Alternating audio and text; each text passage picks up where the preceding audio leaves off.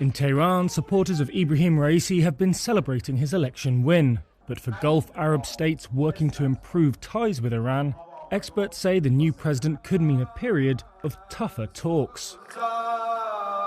The election of the hardline judge and cleric is a clear message, says UAE political analyst Abdul Khalik Abdullah, that Iran is tilting to a more radical, more conservative position.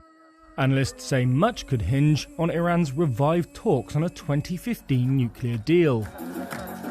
Raisi, who is under US sanctions, has voiced support for the negotiations, which could lead to crippling US sanctions being lifted. On Sunday, negotiators for Iran and 6 world powers adjourned talks as remaining differences could not be easily overcome, according to Tehran's delegation chief. Abbas Araghchi told Iranian state television that they were closer than ever to a deal, but that bridging the gaps requires decisions to be taken by the United States.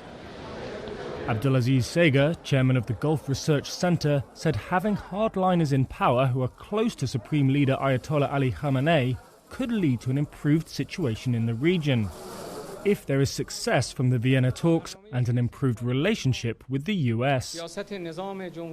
Since former US President Donald Trump quit the deal in 2018, Iran has breached its strict limits on uranium enrichment.